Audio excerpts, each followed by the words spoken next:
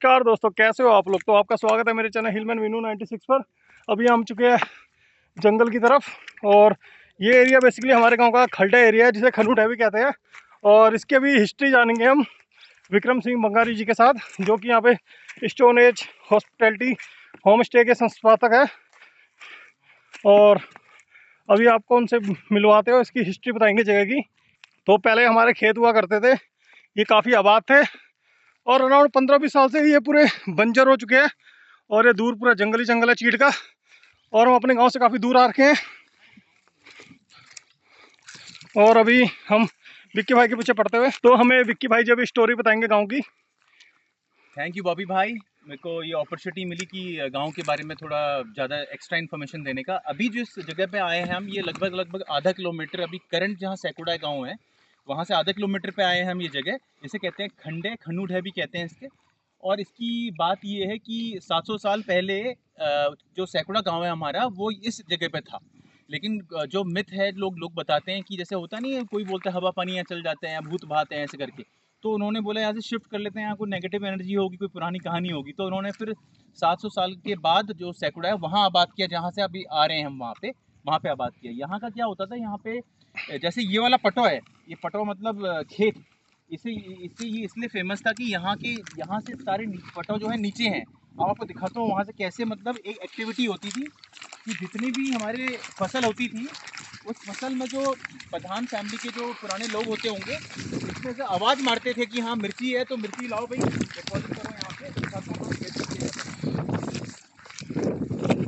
तो नीचे ध्यान से हमें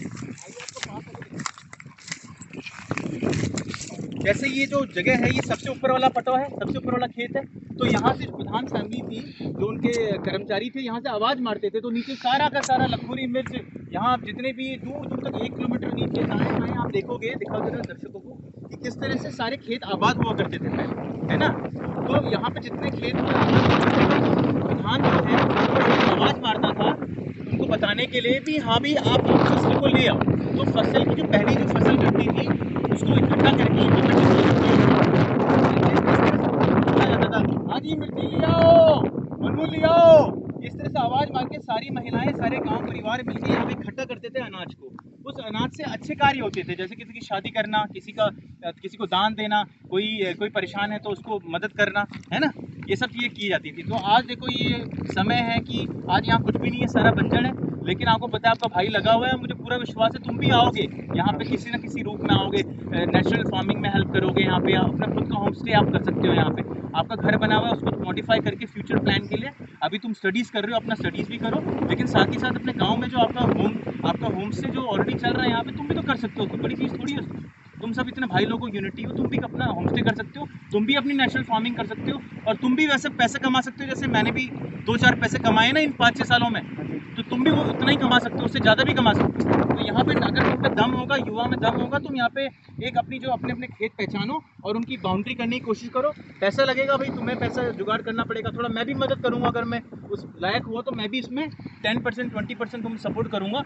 लेकिन तुम्हें हिम्मत दिखानी पड़ेगी यहाँ पे। अगर तुम पे दम है तो यहाँ पे दोबारा उस नेचुरल फार्मिंग को वापस लाने की ताकत, जो हिम्मत है वो लाने की। चाइना में भी ऐसे हुआ था, लेकिन चाइना की गवर्नमेंट ने वहाँ के लोगों को सपोर्ट किया, वहाँ के युवा लोगों को सपोर्ट किया, सब्सिडी दी और पैसा दिया, इंफ्रास्ट्रक्चर सपोर्ट भी दिया। तो उनके जो आबाद गांव थे ऐसे ही थे और उन्हें दोबारा उनको आबाद कर दिया, आज पैसे कमा रहे हैं और वर्ल्ड क्लास एक्सपोर्टर है वो दुनिया के। China, no one can beat China, even India can not beat China. क्योंकि चाइना का ये है कि उन्होंने रूट पकड़ लिया अपना। वो रूट क्या है कि उनकी खेती में इतनी पावर है कि वो इकोनॉमी रन कर सकते हैं। लेकिन क्वेश्चन यही आ जाता है कि उत्तराखंड के युवाओं में है इतना दम या नहीं है। जापान में देखो, जापान में भी हालत ऐसी है, इटली में भी ऐसी हालत है, गांव खराब हो रखे हैं, गोस्ट विलेज कह दिया गया उनको। लेकिन जब हम चाइना से हमें प्रेरणा लेना चाहिए, लोग कहते हैं ना मैं यहाँ से प्रेरणा लेनी चाहिए, वहाँ से प्रेरणा चाहिए, नहीं, सबसे पहले चाइना से प्रेरणा लो आप। चाइना ने क्या कर, रेगिस्तान में इतने बड़े बड़े फॉरेस्ट पैदा कर दिए उन्होंने, है ना। वो सबसे पहले, टेक्नोलॉजी बाद में आती है, काम बाद में आता है, पहले आपके मन के अंदर सोच होती है कि माइंड सेट होता है कि करना है इस काम।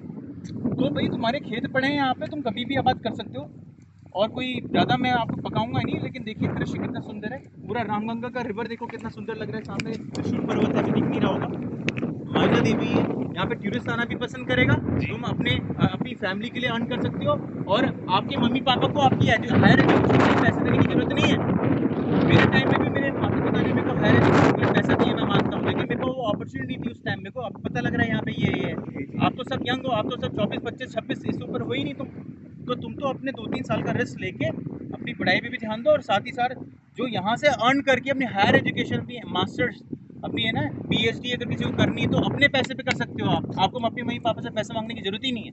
आपके भाई देखो, आप पूरा दिखाओ यहाँ पे कितने लंबे लंबे खेत हैं। अगर इसकी बाउंड्री कर दी जाए यहाँ पे, तो जो है गवर्नमेंट पे भरोसा, मतलब आप डिपेंडेंट ना हो गवर्नमेंट पे, आप स्वयं भी कर सकते हो। कितना पैसा लगेगा आप खुद बताओ ना, बाउंड्री में कितना पैसा लग रहा है? यहाँ पे 2 लाख रुपए लगेगा बाउंड्री में, इससे ऊपर थोड़ी लगेगा। बाउंड्री में से 2 लाख लग रहे, लंबी लंबी जाली लगा रही, 2 लाख में से भैया ठीक है। अभी तो अभी हम विक्रम भाई जी के साथ आए थे यहाँ जंगल की तरफ। ये बेसिकली हमारे गांव के काफ़ी पुराने खेत है, जिसके बारे में उन्होंने आज बताया है कि पहले, आज से काफ़ी साल पहले यहाँ पे गांव होता था हमारा सैकुड़ा, जो अब काफ़ी दूर बस चुका है यहाँ से, आधा किलोमीटर। और यहाँ पे हमारे काफ़ी बड़े बड़े खेत है गाँव के, हर किसी के अपने अपने खेत है। और ये सामने नदी है, और इसके जो लेफ्ट हैंड साइड में ये दिघाट की मार्केट है, यहाँ पे दिघाट के लिए रास्ता आता है। जो राइट हैंड साइड में है वो रास्ता जाता है यहाँ से चकोटिया मासी के लिए, जहाँ पे हमारा भूमिया मंदिर और विरध केदार काफ़ी फेमस है, और रुद्रेश्वर मंदिर भी। और हमारा इधर चकोटिया जाते टाइम हमारी कुल देवी का भी मंदिर है यहाँ पे रास्ते में, जो कि आपको यहाँ से दिखाना तो पॉसिबल नहीं है, पर है यहाँ पे हमारा राइट हैंड साइड में। और अभी हम आए थे यहाँ पे एक्सप्लोर करने के लिए जगह, और यहाँ पे काफ़ी बड़े बड़े खेत है, आपको दिखाता हूँ। ये आप देख सकते हैं पहले के ज़माने की बाउंड्री वगैरह भी करी है, खेत भी काफ़ी बड़े बड़े हैं, आसपास पूरा जंगल है, और आपको पूरा 360 व्यू मिलता है यहाँ से, मानीला से लेके मासी तक। और मानीला बेसिकली हमको गढ़वाल से जोड़ता है, और चकोटिया भी, और आगे काफ़ी बड़े बड़े पहाड़ है। अभी यहाँ पे थोड़ा स्मोक हो रखा है जंगलों में आग लगने से, जिसके कारण अभी आपको त्रिशूल पर्वत वगैरह नहीं दिखाई दे रहे हैं। और ऐसे ही जुड़े रहिए मेरे चैनल से। धन्यवाद।